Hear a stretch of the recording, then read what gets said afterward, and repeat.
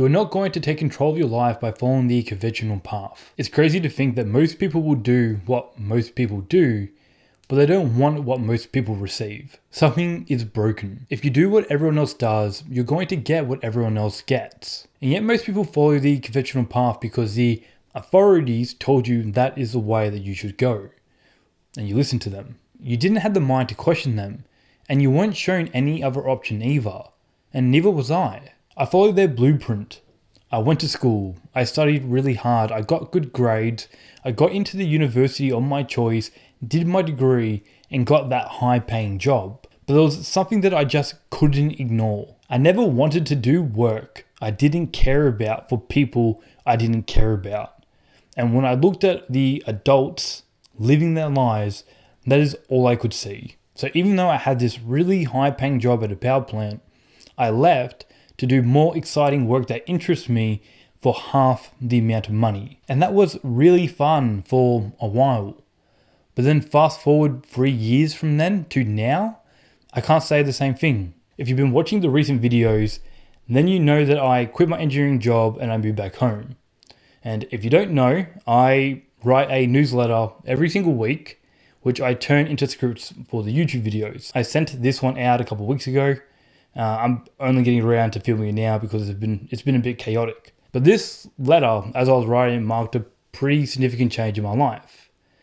It's me putting a massive bet on myself to build my own thing, to become high agency, and to take total control of my life.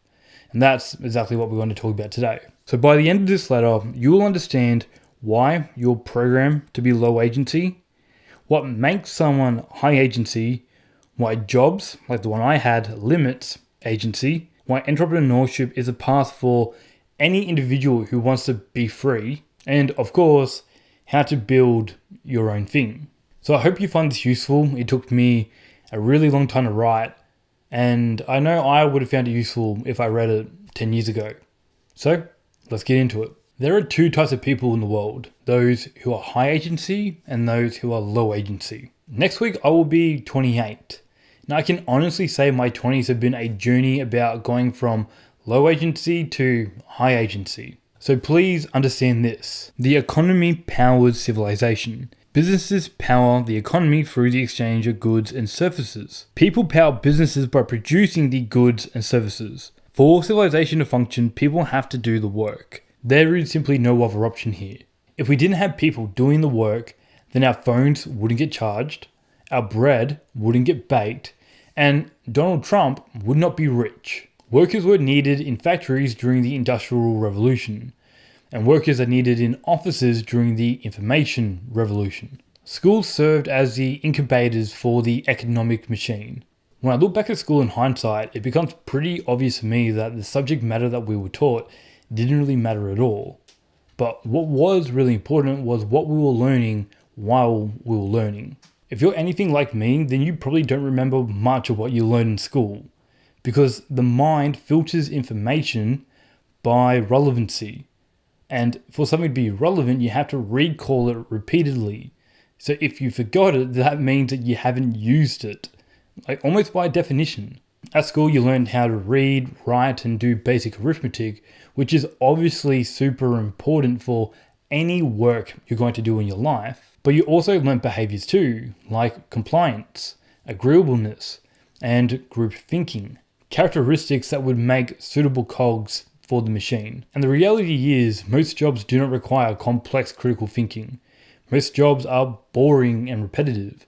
Even in my engineering role, a lot of my work was still boring and repetitive, because that's just what needed to be done in order to do the rest of the fun work I had to do. So most employers don't need anything more than a body that can do things with half a mind to follow instructions. In fact, you being low agency just makes their lives easier. And I'll explain why as we go through this. Instead of being installed with high agency software, you receive 2 decades of low agency programming for you to be a necessary cog in the machine. George Mack wrote a fantastic essay about high agency, and I'll put a link down in the description below because it is a fantastic read and I highly recommend it. So George uses a pretty cool example to describe high agency and low agency people. Imagine that you're stuck in a third world prison and your only hope of getting out was calling someone in your contacts list to help get you out. Who would you call? And the idea of the example is to get you thinking about who exactly in your life is going to be the most high agency person and what qualities do this person need to have in order to do the impossible and get you out of this prison. So for the sake of understanding what low agency code actually looks like, think about what this person would need to do to not get you out. And here are some examples that come immediately to mind. Muddy thinking, unable to define the problem, goal, and strategy. Lack of creativity, unable to ideate several solutions to the problem. Indecisiveness, unable to formulate a specific and clear plan of action. Overwhelm, unsure where to start. Agreeable, takes no as a definitive answer. Overcomplication, complex strategy that gets in the way of taking action. Overthinking, worrying about what to do instead of actually doing it. Low resilience, gives up before extensive iterations. I think this list describes people quite well. And if you were to reverse the list, just take the opposite of all the qualities that I just listed, you would have a pretty good description of a high agency person. The point that I'm getting at here is low agency was the default because high agency was never taught.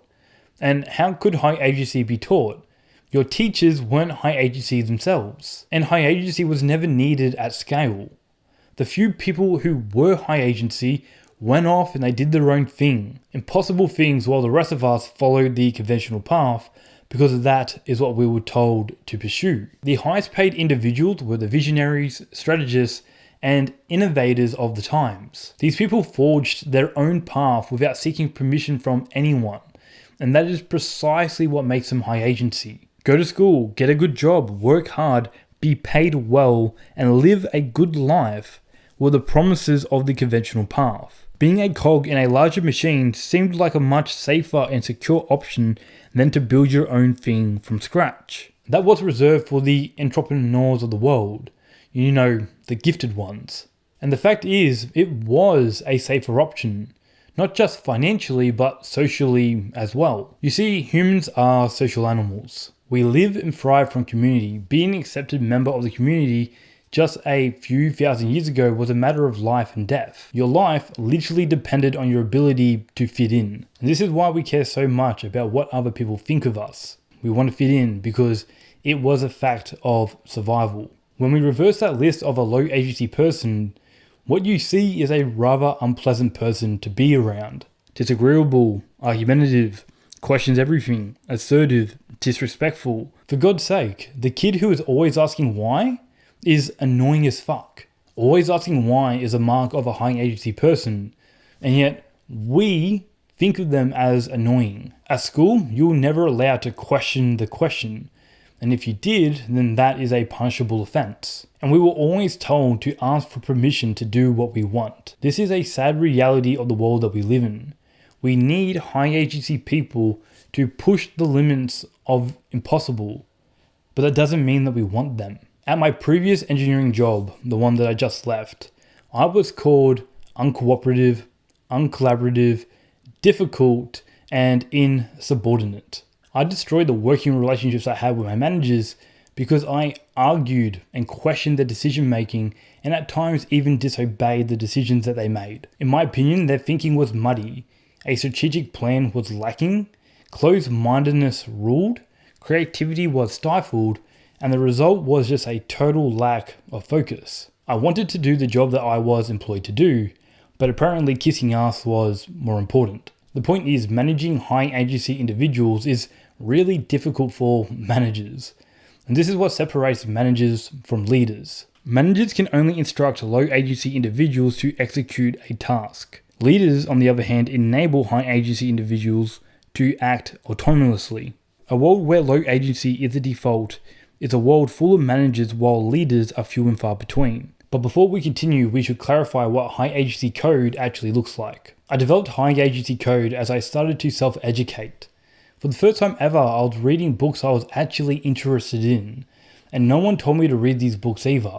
I saw self-improvement as a way to understand myself and the world around me better, and engineering was just a integrated part of that. At university, you spend so much time working on these problems to get the right answer. But when the train tracks end and then you finally leave the station into the real world, you realize that there are no right answers. I saw this during my first engineering job at the power plant. I would always ask my supervisor why this piece of equipment was designed the way it was. And the answer would always be about how the design theoretically works rather than why the design was selected. Because there is a difference between the two. And this was a total revelation for me. Engineering wasn't the calculation-based discipline that I thought it was. Of course, calculations are useful to inform decisions, but that's all it is. A design is just the collection of individual decisions made. At the end of the day, all it really came down to are the choices that people make. And when you really begin to understand this, you are forced to see some uncomfortable truths about the world we live in. The limitations are only defined by the laws of physics. All problems which can be solved without breaking physics have a solution. There is no answer. Only decisions made to solve a problem. There are no experts, only the decisions that people made with the information they had at the time. It's hard to understand these truths without losing respect for authority, because this means that no one actually knows what they're doing. Low agency people are following the decisions made by other low agency people because they do not have the awareness to see any other option. High agency people, on the other hand, test their ideas and iterate over time. So in other words, you either have followers and then you have people who are winging it. But high agency people know they are winging it. They never believe they have it figured out because they know there is no one solution. And it's precisely this mindset that allows them to test their ideas and iterate to make further improvements over time. In contrast, low agency people cannot see beyond what they believe to be true. They easily dismiss the opinions, thoughts, and strategies of people who have less authority than them. All problems are therefore an agency problem. A solution exists, but you have to find it, and that won't be easy. Let's apply this to taking control of your life. If the problem is not having control of your life, then the solution is having agency of your own agency. But being an employee limits agency. So the path for the high agency individual is to become an entrepreneur. I always have believed that entrepreneurship was reserved for the gifted ones. People with extreme work ethic, high intelligence, and high conscientiousness. And I believed I wasn't one of them. The path of entrepreneurship was close to me, but employment, to work for someone else, was the only option. And if you only have one option, are you actually deciding it, or is it just a default? The difference between an entrepreneur and an employee is just states of mind. The employee is assigned goals and provided instructions for execution. The entrepreneur creates their own goals and pursues them actively without permission. As the lines of low agency code was being deleted from my mind, I began to see myself more as an entrepreneur, as someone who decides their own goals, achieves them without permission, and solves a set of problems along the way. And the problem is employment rarely provides the environment that entrepreneurs need. And so they have to go and build their own thing. One cannot enjoy doing the same thing at the same level for long. We grow either bored or frustrated. And then the desire to enjoy ourselves again pushes us to stretch our skills or to discover new opportunities for using them. That's a quote from Flow by Mihai Csikszentmihalyi. Entrepreneurship is for the generalists, while employment is for the specialists. I think we've all experienced this to some extent, because starting a new job is exciting. You get to learn new skills, or you get to apply the skills that you have in a new context. There are new challenges to solve, and there's a lot of novelty with what you're doing. As you do your job, you improve. Hopefully you improve. And if you do, without the challenge progressively becoming more difficult, the work ends up feeling stale and boring. But that's your job, that's your role, and that's exactly what you're paid to do. And so work rarely grows with you as you improve. Nor do you have the agency to change roles or decide what projects you want to work on. And if your company disagrees at any stage along the way, and you do not have the appetite to kiss ass to climb up this corporate ladder, your only option left is to leave. But the thing is, you became more specialized as you went through this process. And university is a specialization accelerator. It provided you with the specific knowledge that you needed to have in order to do that job in that field or discipline. And then you acquired further specific knowledge while you're working in that specific job. And keep in mind that employers are looking for employees who can do that one job very well. So you need to have the same specific knowledge as the role that you're going to go into. But unfortunately, if you're wanting to do something different, you're not going to have that specific knowledge to do that job. And so your only option is to start over from scratch again. And not many people want to do that late in their careers. Not even late in their careers. Like, I'm in my late 20s now, which is pretty early in my career if I was going to pursue engineering. And even I don't want to start over again. Because starting over means going back to university or taking a significant pay cut to go do something new. Now, fortunately for me, my old company was paying me so little that I would at least be able to go get a different job in research and development while also progressing financially as well. But the point is, specialization becomes a trap for the entrepreneur. Look, it's crazy to think that just a couple decisions that you made between the ages of 17 and 25 will confine you to a path that you will pursue for the next 50 or 60 years. Life is too long to just specialize in one thing. I mean, you get sick of your favorite song within 50 listens. Imagine 12,000 days of doing the same shit. No thanks. This is extremely limiting for the entrepreneur. They want to work on projects they care about and they want the project to sufficiently match their skill level. And obviously there are some jobs that are able to provide this environment for you. But I believe they are unicorns and I would much rather take my own fate into my hands. Which means to build my own thing that forces me to become a generalist, to learn many different skills for the purpose of achieving a goal for a meaningful project, and to solve the set of problems along the way to achieve my vision of the future. This is what I think high agency is, the ability to decide your future and get what you want out of life. But as we all know, employment limits agency in one really significant way: money. You're worried about what skills will be relevant 20 years from now because you are dependent on everyone but yourself for your success. The highest paid earners are the visionaries, strategists, and innovators of the world. You can work hard, you can work smart, but you'll never beat those who work towards a vision for the future with nature as a greatest teacher. That's a quote from Dan Koe in his latest book, Purpose and Profit. The conventional path promises you'll be paid sufficiently to live a good life. Well, that depends on your definition of good. If good is not being able to pay your rent 20 years from now, then yes, of course, a good life will be available to all. I think we all can agree that that isn't good. So please realize what money actually is. Money is just a tool that we invented to facilitate universal trade. Every transaction is an exchange of value. You pay your electricity provider because they can solve the problem of a dark and cold house. You get paid to solve some problem at your job. Realize that your income is someone else's expenses and your expenses is someone else's income. And that's all it is. It's just a value exchange. The visionaries, strategists, and innovators are the highest paid because they provided the most amount of value. Your income is relative to the amount of value you provide in exchange. Does this mean that you are compensated fairly for your contribution? No, of course not. Employers will pay you the minimum they can get away with.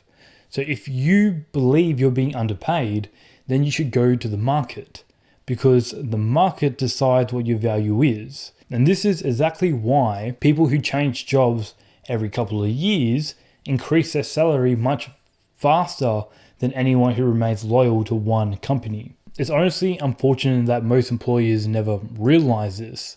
They never realize that the only thing that appreciates in value over time is your people. Your product will deteriorate, your software will deteriorate, but your people can improve and get better. And yet you don't pay them as well as what you should. And that's why you lose talent to your competitors and they end up getting paid more. Point is, most people feel like control of their lives is out of their hands because they are not in control of their income. They are dependent on what their employer pays them, and they are dependent on what the market deems valuable. As far as market value is concerned, The main driver for market value is, of course, supply and demand. When it comes to speed, accuracy, reliability, reproducibility, and scalability, machines are far superior than humans. These are the driving forces of automation. Tesla cars are being assembled by robots, and in a lot of Amazon fulfillment centers, they work in complete darkness because the machines don't need light to see the same way that the human eye does. And I don't see this as a bad thing. Let the machines have the low skill, boring, repetitive work that should be automated, because there is so much human potential that would be wasted doing such work. And look, no one complains about the machines that automated the washing of your dishes and the washing of your clothes. No one complains about the automatic processes and machines that deliver water to your tap. You pay for these products and services to buy back your time.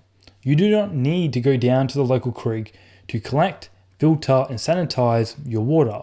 Automation allows us to free up time so we can spend it solving other high-value problems. The employee is concerned about what skills will keep them getting paid for the next 20 years, but the entrepreneur is concerned about what value they can bring that allows people to buy back their time. This is how we actualize human potential.